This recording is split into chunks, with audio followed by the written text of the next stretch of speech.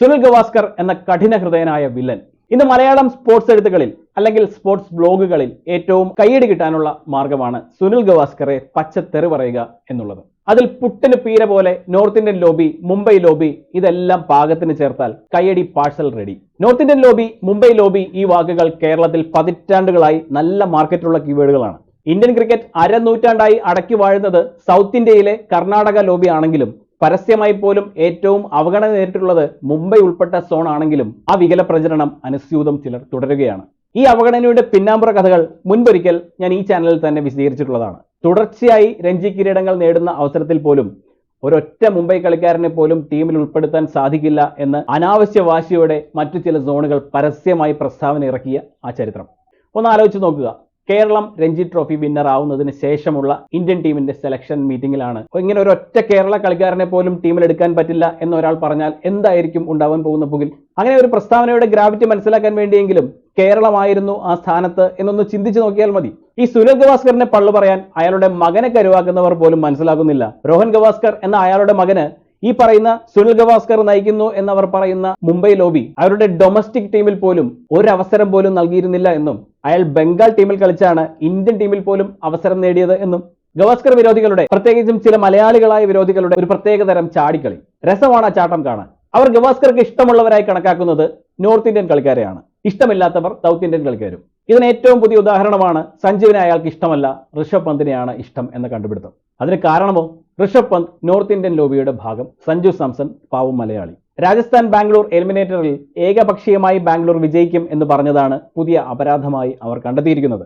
സത്യത്തിൽ ഗവാസ്കർ പറഞ്ഞത് ബാംഗ്ലൂർ അതിഭീകരമായ ഫോമിലാണെന്നും ഫിനോമിനലായ ഒരു കംബാക്ക് നടത്തിയ കോഹ്ലിയുടെ ടീം ജൈത്രയാത്ര തുടരുമെന്നും രാജസ്ഥാൻ അവസാന മത്സരങ്ങളെല്ലാം പരാജയപ്പെട്ടുവെന്നും ഏറ്റവും ഒടുവിൽ ലഭിച്ച മത്സരം മഴ മൂലം കളിക്കാതെ പോയ അവർക്ക് വലിയ ഇടവേള വന്നെന്നും അതിനാൽ തന്നെ രാജസ്ഥാൻ ബാംഗ്ലൂരിന് മേൽ വിജയം നേടിയാൽ അത് തന്നെ അത്ഭുതപ്പെടുത്തും എന്നുമാണ്. മലയാളി മഞ്ഞഗണത്തിൽപ്പെടുത്താവുന്ന റിപ്പോർട്ടറുകൾ ആ ന്യൂസ് തർജ്ജമ ചെയ്തപ്പോൾ വന്നത് സഞ്ജു ജയിച്ചാൽ ഞാൻ ഞെട്ടിപ്പോവും എന്ന് ഗവാസ്കർ പറഞ്ഞു എന്നാണ്. അതുവരെ വിരാട് കോഹ്ലിയുടെ കടുത്ത ഹേറ്റർ എന്ന് മുദ്ര കുത്തപ്പെട്ടിരുന്ന ഗവാസ്കർ കോഹ്ലിയുടെ ടീമിനെ കുറിച്ച് പറഞ്ഞതെല്ലാം അവർ സൗകര്യപൂർവ്വം വിഴുങ്ങി. ഇനി ഈ കഴിഞ്ഞ കാലങ്ങളിൽ സഞ്ജു സാംസനെ കുറിച്ച് ഗവാസ്കർ പറഞ്ഞ ചില വാചകങ്ങൾ നമുക്ക് നോക്കാം. കഴിഞ്ഞ കാലങ്ങൾ എന്ന് വെച്ചാൽ ഇക്കഴിഞ്ഞ കുറച്ചധികം വർഷങ്ങൾ. സഞ്ജു തന്റെ ഷോട്ട് സെലക്ഷനിൽ ശ്രദ്ധ നൽകിയാൽ ഒരിക്കലും അയാളുടെ ഇന്ത്യൻ ടീമിലെ സ്ഥാനം ഒരാൾക്കും ചോദ്യം ചെയ്യാൻ സാധിക്കില്ല. മുൻ വർഷങ്ങളിലെ ഒരു IPL മത്സരത്തിൽ 5 ബോളുകൾ കളിച്ച് 4 റൺസ് നേടി സഞ്ജു ഔട്ടായപ്പോൾ പറഞ്ഞ വാക്കുകളാണ് ഇനി പറയുന്നത്. സഞ്ജു ആദ്യ ബോൾ മുതൽ ബോൾ ഗ്രൗണ്ടിന് പുറത്തേക്ക് അടിക്കാനാണ് നോക്കുന്നത്. ഷോട്ട് സെലക്ഷൻ ശ്രദ്ധിക്കണം. അദ്ദേഹം വിജയിച്ചില്ലെങ്കിൽ അവിടെ ദൈവിക വരദാനമായ ഒരു ടാലന്റ് വേസ്റ്റ് ആക്കപ്പെടുകയാണ്. മറ്റൊന്ന്, നമുക്ക് കിട്ടുന്ന അവസരങ്ങൾ നമ്മൾ നന്നായി വിനിയോഗിക്കണം.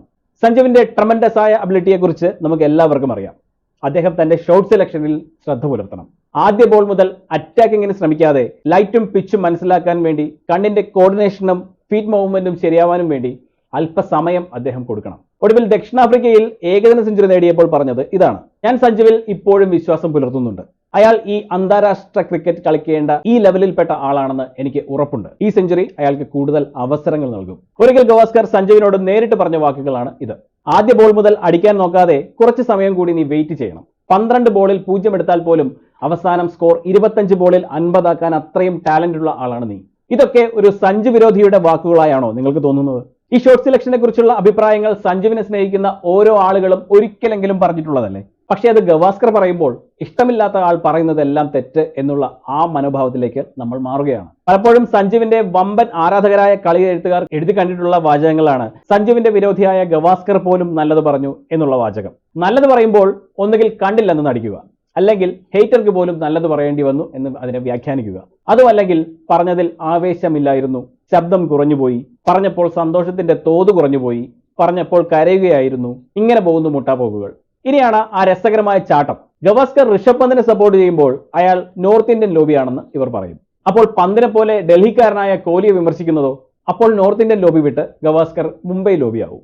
മറ്റൊരു രസകരമായ കണ്ടുപിടുത്തം, മുംബൈക്കാരനായ സച്ചിന്റെ ചില റെക്കോർഡുകൾ കോഹ്ലി തകർത്തതാണ് കോഹ്ലിയോടുള്ള സോ കോൾ വിരോധത്തിന് കാരണം എന്ന് പറയുന്നതാണ്. താൻ കരിയറിൽ കളിച്ചുണ്ടാക്കിയ തന്റെ പ്രധാനപ്പെട്ട ഒരുവിധം എല്ലാ റെക്കോർഡുകളും ഒറ്റയ്ക്ക് പൂർണ്ണമായും തകർത്ത സച്ചിനോട് ഇല്ലാത്ത വിരോധം എന്തിനാണ് കോഹ്ലിയോട് അയാൾക്ക് തോന്നേണ്ടത്? സച്ചിൻ മുന്നേറിയാൽ ഏറ്റവും മികച്ച മഹാരാഷ്ട്ര കളിക്കാരൻ എന്ന പദവി പോലും നഷ്ടപ്പെടുന്ന ഒരാളായിരുന്നു ഗവാസ്കർ എന്ന് ഓർക്കുക. ഗവാസ്കർ അന്നും ഇന്നും ഔട്ട്സ്പോക്കൺ ആണ്. അയാൾക്ക് ശരിയെന്ന് തോന്നുന്നത് അയാൾ വിളിച്ചു പറയും. അതിനെ ആരൊക്കെ എങ്ങനെയൊക്കെ വ്യാഖ്യാനിക്കുന്നെന്നോ എന്തൊക്കെ ആൾക്കാർ കരുതുമെന്നോ അയാൾ ശ്രദ്ധിക്കാറേയില്ല. സച്ചിനെയും സെവാഗിനെയും എല്ലാം കണക്കിന് വിമർശിച്ച് തന്നെയാണ് ഗവാസ്കർ മുൻപും സംസാരിച്ചിരുന്നത്. വീരേന്ദ്ര സെവാഗ് ബൗൾഡായ ഒരു ടെസ്റ്റ് മത്സരത്തിന് ശേഷം അദ്ദേഹത്തെ ആഫ്റ്റർ മാച്ച് ഷോയിൽ വിളിച്ചു നിർത്തി പാഡിനും ബാറ്റിനും ഇടയിൽ വന്ന ഗ്യാപ്പിനെ കുറിച്ച് പറഞ്ഞ് പരിഹസിച്ചും ഒരിക്കൽ ഗവാസ്കർ സംസാരിച്ചിരുന്നു. അത് സെവാഗ് ചിരിയോടെ ഉൾക്കൊണ്ടുകൊണ്ട് ഇനി ശ്രദ്ധിക്കാമെന്ന് ഗവാസ്കറിന് ഉറപ്പ് നൽകിയതെല്ലാം ഇന്നും ഓർക്കുന്നു. അന്ന് ഇതുപോലെ സോഷ്യൽ മീഡിയ ഫാൻ ഫൈറ്റുകൾ ഇല്ലാതിരുന്നതിനാൽ ഗവാസ്കർ രക്ഷപ്പെട്ടു.